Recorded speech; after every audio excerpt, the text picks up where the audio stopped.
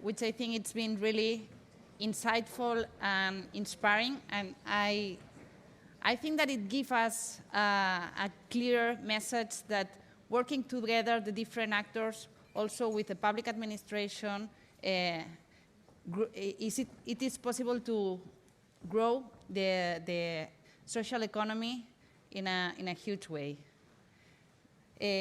Ahora vamos a dar paso a la última mesa del día, pero antes sí que queremos compartir con vosotros el compromiso de este evento y de Spain Up con el cambio climático y con el medio ambiente y cómo hemos hecho que este evento sea carbono neutro. A través del motor verde de Fundación Repsol estamos compensando la huella de carbono que supone la movilización de todas estas personas. Para nosotros era clave que fuéramos carbonos neutros. A continuación, sí que vamos a pasar ya a la siguiente y última mesa. Es una mesa en la cual, aunque en España todavía no tenemos un esquema similar al francés de los fondos 90-10, sí que tenemos muchas iniciativas de la economía social y de las fundaciones que están trayendo ya casos de éxito de entidades sociales, empresas de la economía social que están recibiendo fondos de inversión de impacto y fundaciones que están impulsando modelos híbridos de financiación y que están acompañando a las entidades sociales y a la economía social a que sean invertibles. Además, también traemos un caso de una administración pública que ha sido pionera en el desarrollo de la inversión de impacto. Por este motivo, voy a dar paso a la siguiente mesa. A Eduardo Madina es quien va a hacer la moderación de esta mesa. Yo creo que le están acabando de poner el micro, ya que hemos sido muchos los ponentes en estas dos últimas mesas. Eduardo Madina es socio director de Harmon y al mismo tiempo es un exmiembro del Congreso de los Diputados, conocido por la mayoría de vosotros. Además, vamos a contar también con Vizcaya Seed Capital, con la representación de Óscar Ugarte, también con la Fundación Ship2Be, a través de Clara Navarro, y de la Asociación Amica, con Tomás Castillo. Os animo a los panelistas a subir al escenario y, en principio, Edu Madina ya le tenemos aquí. Adelante, vamos a dar paso a la última mesa.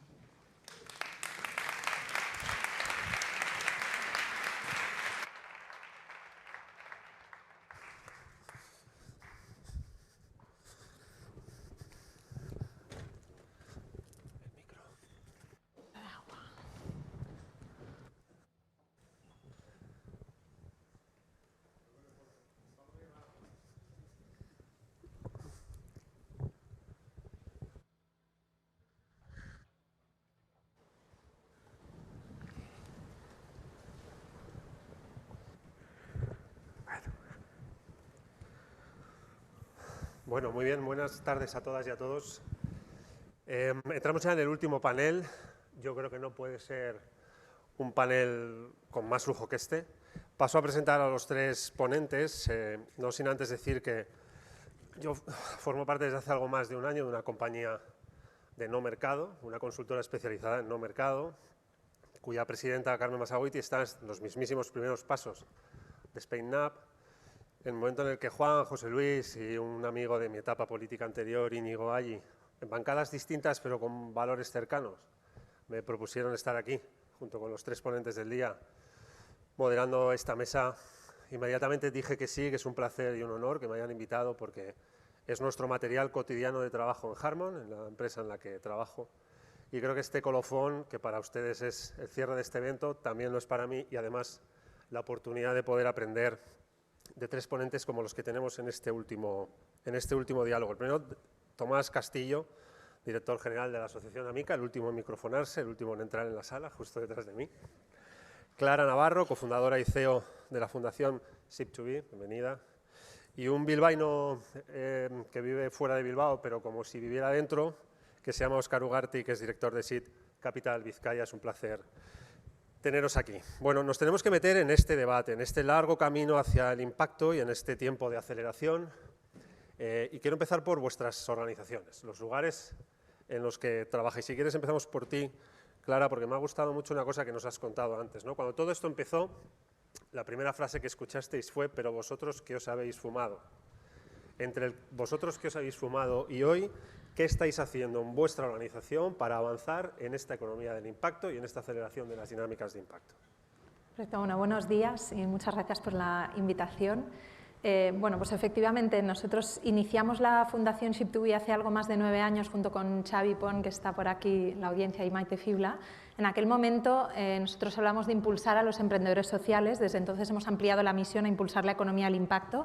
Trabajamos con emprendedores, con inversores, con grandes empresas, con filántropos. Pero en aquel momento estábamos muy centrados en los emprendedores. Empezamos a crear unos programas de aceleración de emprendedores sociales, así en genérico. En aquel momento no hablábamos de impacto, hablábamos de social. Y empezamos a acercarnos a inversores privados, business angels, family office, y contarles que se podía ganar dinero invirtiendo en hacer un mundo mejor. Y esto fue una frase literal en una reunión. Nos dijeron: ¿qué os habéis fumado antes de entrar por esa puerta?, ¿no? Porque en aquel momento pues esto parecía algo muy raro. Las familias inversoras tenían su división de inversión, que lo que buscaba era optimizar rentabilidad-riesgo, y la división de filantropía, ¿no? A veces en forma de una fundación o de donaciones. Entonces, ¿pero esto es filantropía? No. ¿Pero es RSC? No. ¿Entonces es invertir en placas solares? No, tampoco. La gente no entendía nada, ¿no? Unos años más tarde, para ya el año 2016, lanzamos nuestro primer vehículo de inversión de impacto, un vehículo muy pequeñito. Ahora lo decimos y suena ridículo, porque era 1,5 millones de euros, pero con un equipo que no tenía track de inversión, ¿no? Que no venía del capital riesgo. Pasar de que os habéis sumado a 1,5 millones en pocos años, pues nos parecía que nos merecíamos el Nobel de Economía, por lo menos. Y el año pasado lanzamos Ship2We Ventures, que es una gestora de inversión de impacto independiente ya de la fundación, que dirigen Xavi y Maite, y que ha levantado su primer fondo con 55 millones de euros, ¿no? Por tanto, creo que bueno, el ejemplo de Ship2We, como de tantos otros que estáis hoy en la sala, es un ejemplo de la evolución del ecosistema, ¿no? A día de hoy, además, en la fundación seguimos tratando de abrir fronteras. Nos gusta pensar que somos un poco un rompehielos, ¿no?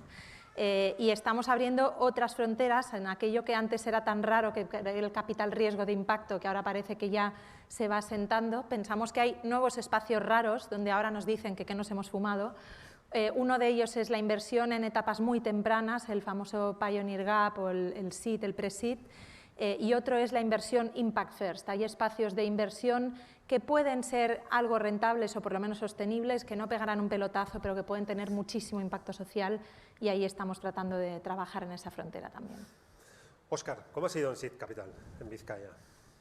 Bueno, Seed Capital es una gestora quizás un tanto atípica, porque es una gestora de capital semilla que se creó en el año 89, o sea, ya tiene un track record de operaciones, sobre todo en el ámbito de capital semilla, bastante potente. Y bueno, nosotros estábamos muy centrados en la parte de capital semilla, con startups y con otros proyectos. Decidimos hacer un fondo un poquito más arriesgado para empresas en la fase de growth. Y en la crisis de 2008-2009 hicimos una reflexión interna en la propia DIPU, en tanto en cuanto veíamos que había unos gaps en el mercado que había que cubrir, ¿no? Había unas circunstancias a nivel de pequeños emprendedores y a nivel de proyectos, sobre todo del tercer sector, que visualizábamos como pues bueno, que necesitaban un cambio revolucionario, ¿no?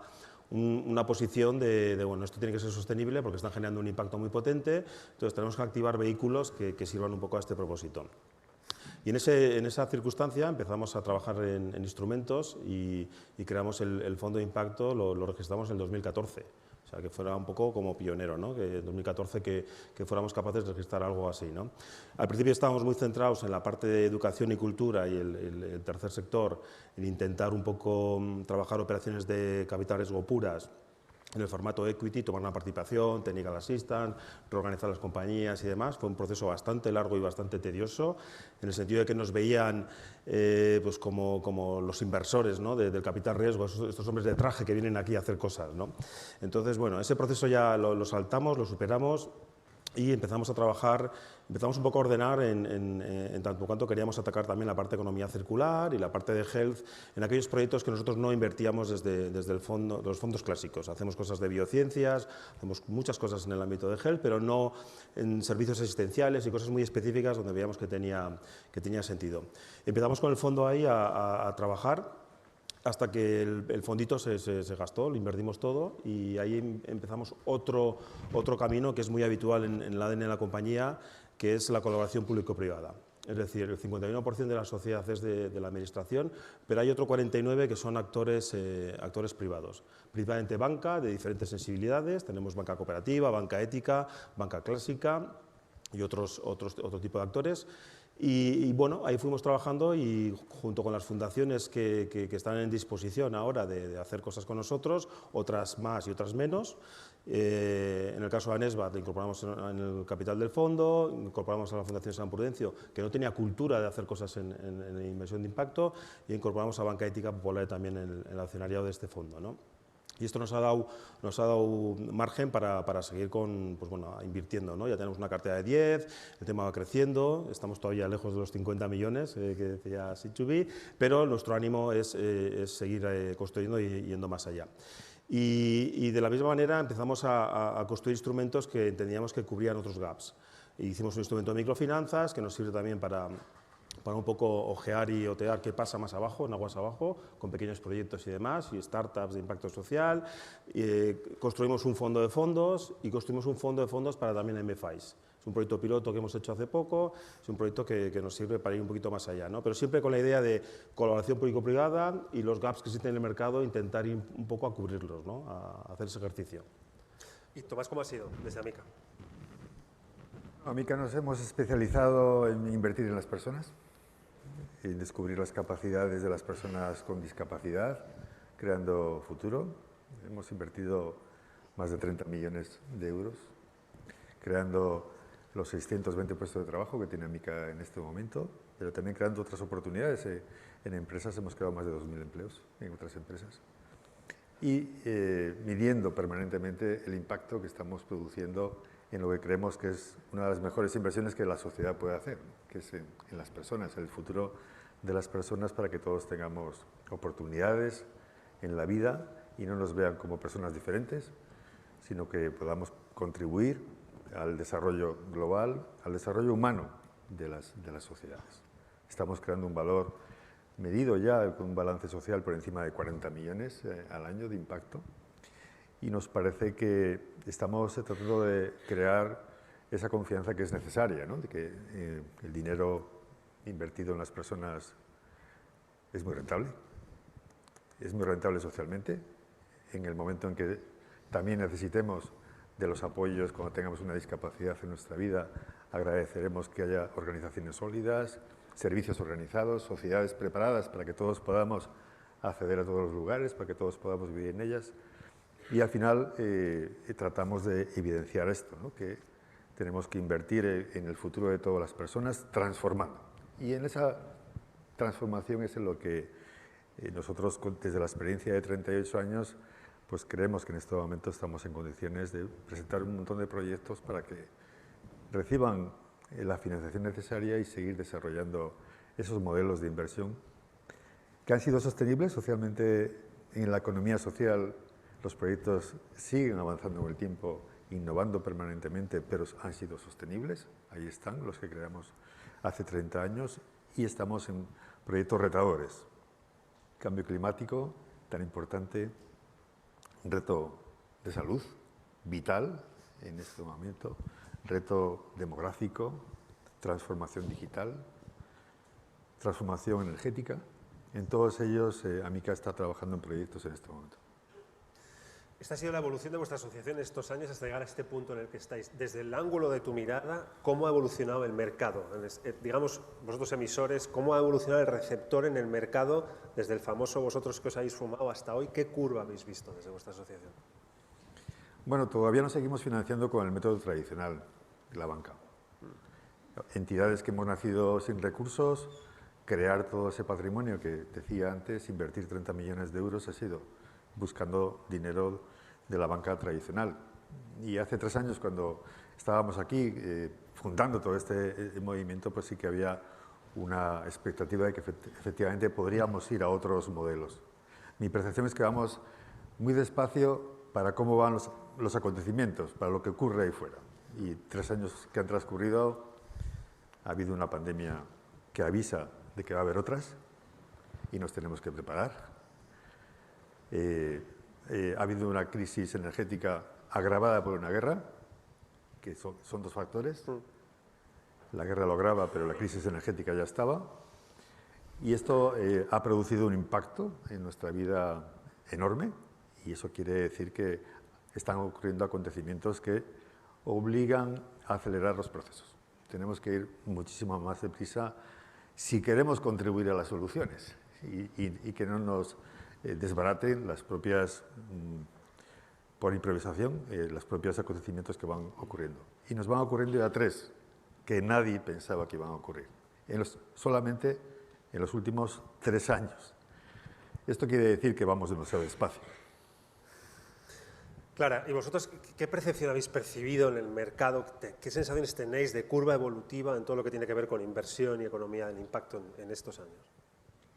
Bueno, como contaba antes, ¿no? Parece que hemos pasado de 0 a 100 muy rápido. Yo creo que el hecho de que tengamos hoy esta sala llena, ¿no? Y de que seamos tantos cuando hace menos de 10 años pues éramos 4 literalmente, es una señal muy positiva de evolución. Pero como en toda transición yo creo que también hay riesgos, ¿no? A mí me preocupa mucho pues, este ámbito que hablábamos antes del impact first, de la economía social, porque creo que tenemos el riesgo de que la inversión de impacto con búsqueda de retorno fagocite otro tipo de esfuerzos que son igualmente necesarios, ¿no? Hay muchos problemas sociales que no vamos a poder abordar desde modelos de negocio altamente rentables o con tecnología, y lo que tenemos que evitar es que la inversión de impacto se convierta en un sustituto de la filantropía o de otro tipo de herramientas de financiación que son igualmente necesarias porque atacan problemáticas distintas igualmente importantes, ¿no? Creo que la inversión de impacto tiene que venir a sustituir la inversión tradicional que no miraba ningún tipo de impacto de responsabilidad, pero la filantropía no la podemos perder, al contrario, lo que tenemos que hacer es fortalecerla, hacerla más inteligente, hacerla más sofisticada. Nosotros, por ejemplo, estamos experimentando en la Fundación Ship2We con ámbitos que quedan un poco en tierra de nadie, ¿no?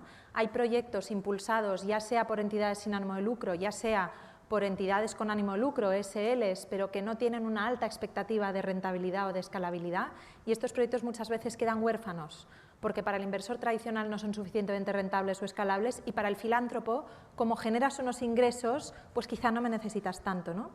Entonces, lo que ocurre es que estos proyectos quedan un poco zombie, en tierra de nadie, y no consiguen crecer y escalar, cuando son proyectos que pueden ser sostenibles o incluso un poquito rentables y que tienen un grandísimo impacto social, ¿no? Entonces, necesitamos impulsar este tipo de financiación, y en ese sentido, pues quizá la legislación podría jugar un papel en nuestro país que todavía no está jugando a día de hoy, y que esperemos que se pongan las pilas. Si hay algún político en la sala o alguien que conozca a algún político, aquí le lanzo la invitación.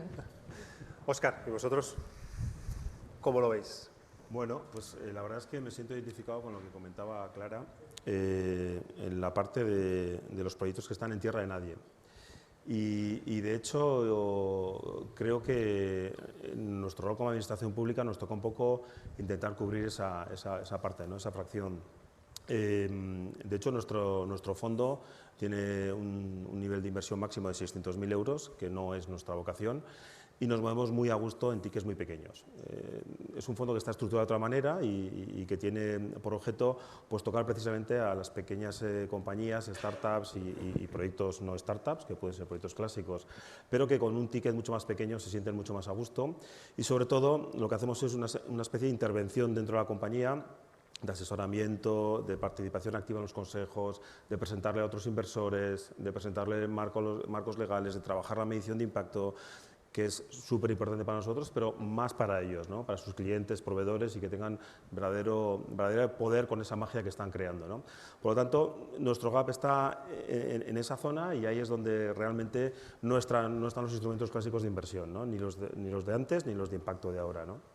Y ahí es donde creo que nos tenemos que mover de forma obligatoria las entidades como la nuestra, ¿no?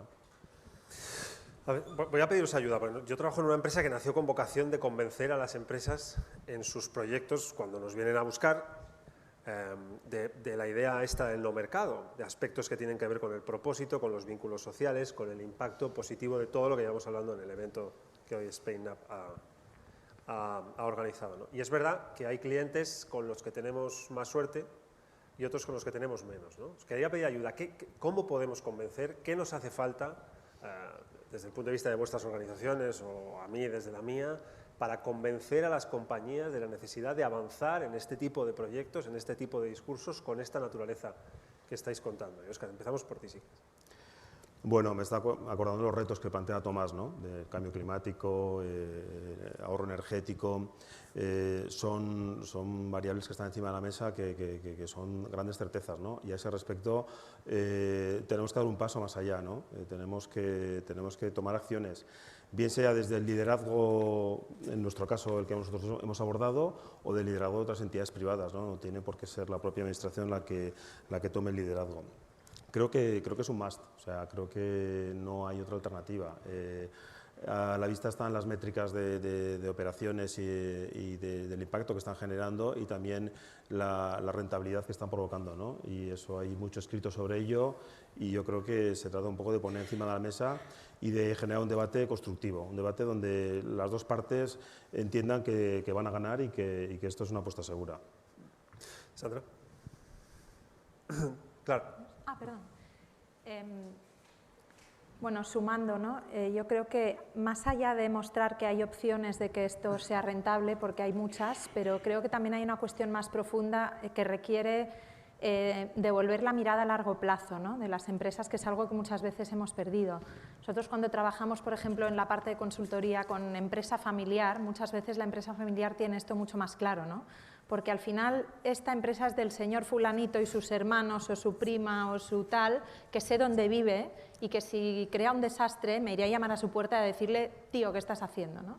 Entonces, a veces la mirada cortoplacista de resultados trimestrales a las que nos han llevado los mercados de capital y bueno, toda la lógica de los últimos siglos creo que va en detrimento de esto, porque al final hay cuestiones que no van a tener un retorno financiero claro a corto plazo, pero sí lo tienen a medio y largo plazo, ¿no? Me parece que si vamos a una sociedad súper desigual, en la que el talento no se puede desarrollar por mérito propio porque no tiene la oportunidad, en la que nos estamos cargando el planeta, es que no hay mercado, es que es una cuestión de mercado a medio y largo plazo. A corto quizá no siempre, ¿no? Entonces yo creo que hay que recuperar esa mirada de largo plazo y es verdad que, de nuevo, ¿no? La legislación, todo lo que facilite el internalizar los costes de las externalidades negativas, el premiar, el incentivar esa mirada a largo plazo tendría que ayudar, ¿no? Pero me parece que esto va más de un cambio de mirada que no simplemente enseñar la zanahoria de, oye, mira, es que ahora resulta que las renovables son rentables, que también, fenomenal, pero si no nos iremos solo a las oportunidades que claramente son rentables a corto plazo, que son muchas, pero son insuficientes, ¿no? Tomás. Bueno, tenemos que generar confianza y para eso la transparencia es fundamental, la evidencia de las organizaciones. Tenemos que estar orientados a resultados de las organizaciones, no contar lo que hacemos, sino lo que estamos consiguiendo hacer con lo que hacemos. Tenemos que tener para eso métricas desarrolladas. Nosotros estamos haciendo un esfuerzo tremendo por presentar un balance social de Amica y el impacto que está produciendo Amica a nivel económico también en la sociedad. Ahorros a la administración, por ejemplo, la que tenemos que involucrar también en todo esto. Ahorramos mucho dinero a la administración, pero también tenemos que lograr compromiso. Y el paso, efectivamente, es de la búsqueda de beneficios para mí a búsqueda de beneficios para el entorno en el que vivo, porque las empresas que buscan beneficios solamente para sí mismas tienen corto recorrido en un mercado tan abierto como estamos y, sin embargo, las sociedades sí que pueden permitirme, el entorno en el que vivo, si pienso en beneficio para todos, si pienso en trabajar en local, si pienso en crear oportunidades de empleo, de que mis proveedores estén cercanos, si pienso en crear red en la sociedad que me está aportando la vida de mi propia compañía, esto supone un cambio de mentalidad. No es ir a lo más barato, que posiblemente sea lo más caro para el planeta, lo que es más barato para ti, sino es ir a invertir en la sociedad en la que estoy y el beneficio, que no sea solamente particular, sino colectivo. No hay que renunciar al beneficio particular, pero es una visión mucho más amplia, ¿verdad? Es un modelo de empresariado que no es solamente por responsabilidad, sino por visión, ¿eh? Y ese compromiso es necesario. Y tengo que completar con las Cs, ¿no? Confianza, compromiso, colaboración. Tenemos que aprender a trabajar juntos, a crear red. Y esto es fundamental para atraer ese dinero que nos hace falta a los emprendedores. Los emprendedores sociales necesitamos en este momento grandes cantidades de dinero para poner en marcha las ideas, los proyectos que tenemos, que los estamos haciendo apenas sin recursos, y con recursos podríamos ir, no voy a decir tan rápido como los acontecimientos, pero deberíamos ir bastante más deprisa de lo que vamos. Y esa colaboración es imprescindible para que efectivamente pongamos esto, que aquí se nos dice hoy, ¿verdad? Hay que ponerse en marcha. Es necesario que colaboremos de forma mucho más activa, buscando esa compenetración entre quien emprende, que arriesga también, busca todos los recursos personales, sus organizaciones, emprende y le hace falta pues esa financiación para poder llevar a cabo los objetivos que se plantea en el tiempo que es necesario poner los objetivos y no a larguísimo plazo, porque igual podemos llegar a destiempo. No digo tarde, pero sí a destiempo, ¿verdad? Y a mí me parece que esa combinación de confianza, compromiso y colaboración es imprescindible. Déjame ir a esa última C.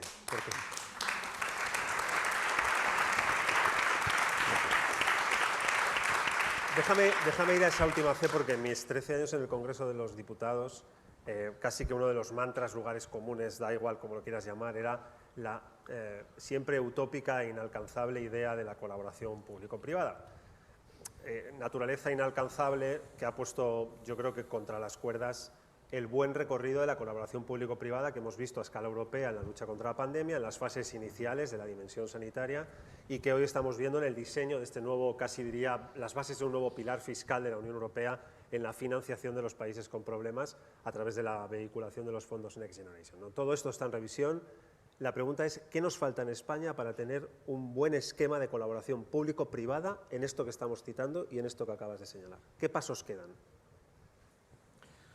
Bueno, hay que perder el miedo, porque no podemos dedicarnos a elegir los proyectos. La realidad está ahí fuera, es la que nos impone a los emprendedores sociales dar respuesta a las necesidades de las personas.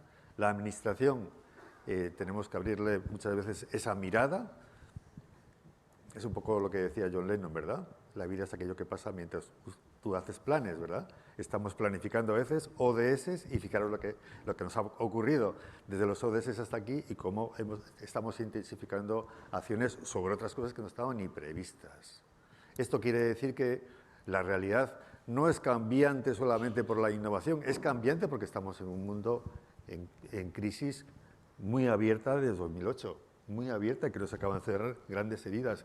Y en esto la administración es súper lenta. La administración necesitamos en este país que tenga legislación flexible, necesitamos que la intervención no sea ese gran filtro que evita cantidad de decisiones a tomar, el exceso de celo en el uso del dinero público.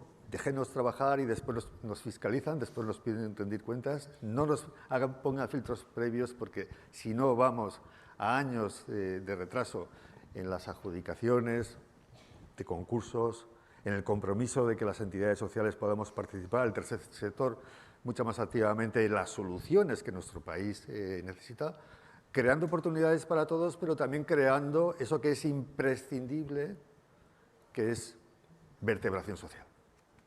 Que todas las personas en la sociedad puedan contribuir en el desarrollo del conjunto de la sociedad y que no creemos diferencias también en las oportunidades y, sobre todo, pobreza que cuesta mucho dinero a los países tenerla. Ojo, que la asunción de oportunidades para las personas es una contribución al desarrollo común, al desarrollo de los países. No es un gasto.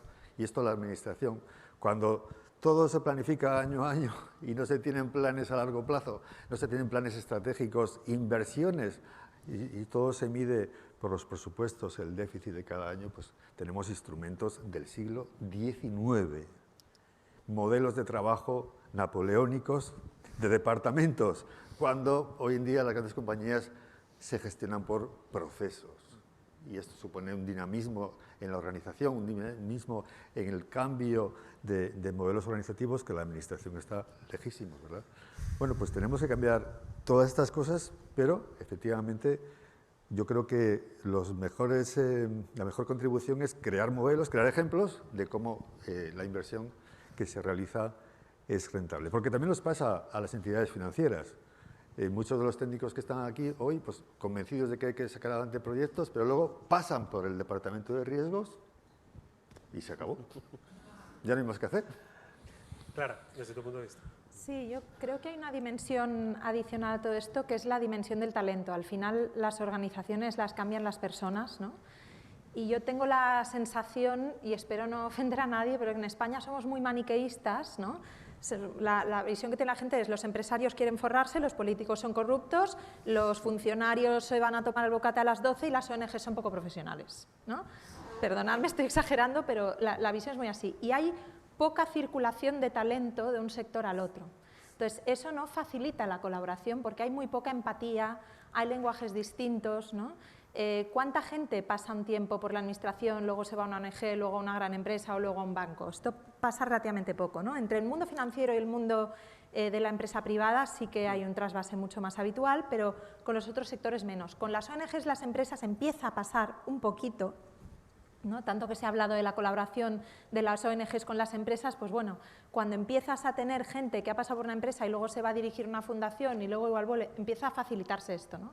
Yo creo que aquí hay un factor muy importante de barrera cultural, de lenguaje, de prejuicio, que obviamente además tiene que haber una infraestructura, ¿no?, que facilite esas colaboraciones, pero tenemos que acercarnos, tenemos que experimentar, tenemos que probar. Y luego hay un factor de aversión al riesgo importante, ¿no?, también. Entonces, hay que crear espacios seguros de experimentación, los famosos sandboxes, ¿no?, que ya son habituales también en el sector privado cada vez más, ¿no? Hay que crear eso en la administración pública, porque, por ejemplo, con todo lo que tiene que ver con colaboración con startups de impacto, si tú a una startup la haces pasar por los procesos de validación de la administración pública, no pasa nunca, ¿no? Entonces, o creas un proceso específico más ligero, digamos, y que acepte ciertas excepciones para que una startup pueda acceder, o no hay forma de hacer que una startup colabore con la administración pública, innove y pruebe cosas. ¿Tu punto de vista? Bueno, la verdad es que nosotros aprobamos proyectos en startups en un mes o mes y medio, o sea, quizás somos un poco diferentes a esto. Creo que en la administración, en general, impera un principio de prudencia bastante potente. Es decir, hay como cierto recelo y ciertos prejuicios y un afán de controlar y de vigilar dónde va el dinero, cómo y demás, ¿no? Y eso hace que a veces el entorno pues, no sea propicio para ir más allá. Yo tuve la suerte, y yo creo que puede ser la clave, de encontrar a dos personas dentro de la organización que tenían interés por escuchar y por ir más allá. Y además eran dos jefes que estaban en departamentos diferentes. Uno estaba en acción social y el otro estaba en promoción económica. Entonces, dos departamentos absolutamente diferentes que hablar entre ellos para crear un proyecto fue como wow, ¿no? Un gran reto, ¿no? Y además se comprometieron los dos departamentos a poner dinero para empezar a rodar con el fondo. Y bueno, yo creo que se trata de buscar dentro de las organizaciones las personas un poco claves que puedan hacer ese clic, ¿no? Y que puedan desbloquear, acelerar y mejorar espacios y en definitiva mejorar proyectos como el de Amica y como otros tantos, ¿no? Te escuchaba, Tomás, que antes que vosotros os habéis financiado con financiación clásica. Un proyectazo como el vuestro, que tenga solo financiación clásica, ahí falta algo, ¿no? Ahí falta mucho trabajo por hacer, ¿no? Tanto de administraciones como de otros agentes que están construyendo instrumentos de inversión y que para entidades como la vuestra se pueden hacer trabajos ad hoc, ¿no? Entonces yo creo que se trata un poco de romper con gente talentosa, con gente potente, con gente que esté con ese chip de ir un poco más allá y de entre todos construir alternativas y entornos.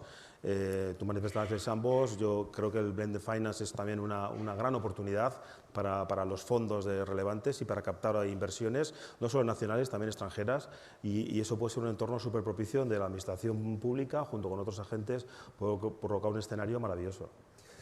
Bueno, vamos un mal de tiempo y de manera sutil, mientras hablabais, vosotros no lo habéis visto, pero nos han recortado 3 minutos de intervención, así que voy a quitar varias preguntas para dejar una última bola votando, ¿no? Imaginad que nos dan la llave con la cual podemos dibujar un escenario de futuro ideal en todo lo que tiene que ver con la economía del impacto aquí, en nuestro país, en España. Una España ideal en lo relativo a la inversión y a la economía del impacto.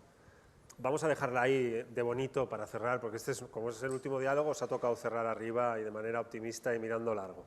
Así que, si queréis, empezamos por ti, Óscar. Ese futuro ideal, ¿cuál sería, desde tu punto de vista? ¿Qué tiene que tener dentro? Bueno, creo que un marco regulatorio y una exención fiscal, un marco fiscal con otras cosas, yo creo que sería una pista de aterrizaje muy potente para diferentes instrumentos y para provocar más allá, ¿no? También una administración pública más comprometida, en algunos casos liderando y en otras haciendo blended finance o haciendo otras cosas. También yo creo que puede ser un escenario propicio para toda esa cantidad ingente de dinero que creo que llegará para esto, ¿no? Porque el social impact ha venido para quedarse y para crecer y además para ganar muchos adeptos. Y yo creo que en el tiempo de cambio en el que estamos no hay otra, ¿no? Y entonces yo creo que, bueno, yo destacaría la parte del marco regulatorio, exenciones fiscales, propiciar una pista de aterrizaje y nada, y que vengan muchos inversores. Está bien, Clara. Bueno, guiándome antes se hablaba del framework del Impact Management Project, ¿no? Y los 3 tipos de impacto del ABC. Yo sueño con una economía española donde el 100% de la economía como mínimo es B y un porcentaje cada vez mayor es C. Creo que tenemos muchos activos para ello. España es un país fuerte en una serie de sectores donde hay muchísimas oportunidades de hacer un mundo mejor de manera absolutamente rentable, en agricultura, en medio ambiente, movilidad, en conectividad, en salud, en tantas cosas. Sueño con un lugar donde la legislación facilite todo esto y donde todos podamos ser inversores de impacto a los distintos niveles y sobre todo creo que una de las palancas de cambio de todo esto va a ser el talento. Dentro de muy poco, si quieres poder operar en el mercado, no vas a ser capaz de contratar talento si no eres como mínimo B. Yo sueño con ese país. Tomás, el epílogo es tuyo. Bueno, mi sueño sería encontrarme con inversores que valoren fundamentalmente el impacto que produce las cosas que estamos haciendo, creando futuro para las personas, el impacto en el medio ambiente, en el aire que respiramos, en el futuro de las sociedades, en los retos que tenemos, y que luego después diga, ¿y esto cuánto hay que invertir? Que yo arriesgo en ello.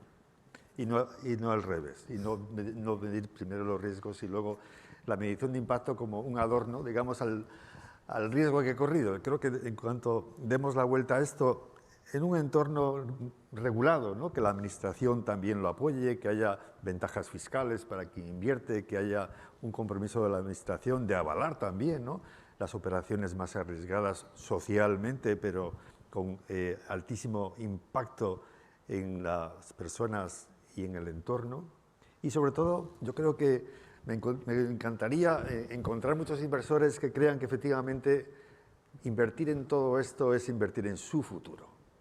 Es el futuro cuando sus hijos lo puedan necesitar, cuando yo sea mayor y también necesite una sociedad que entienda que sigo siendo una persona capaz de hacer muchas cosas sin entornos con barreras, con accesibilidad, teniendo a mi alcance todos los recursos para seguir siendo un ciudadano de pleno derecho. Y este es el modelo de inversión en el que creo y por eso dedico mi vida, porque creo que es una de las mejores inversiones que he podido hacer, dedicarme a esto, y trato de convencer a mucha gente de que esto es lo que realmente nos hace felices, crear futuro para la gente. Por eso invertamos en crear futuro para las personas. Hace un cierre precioso.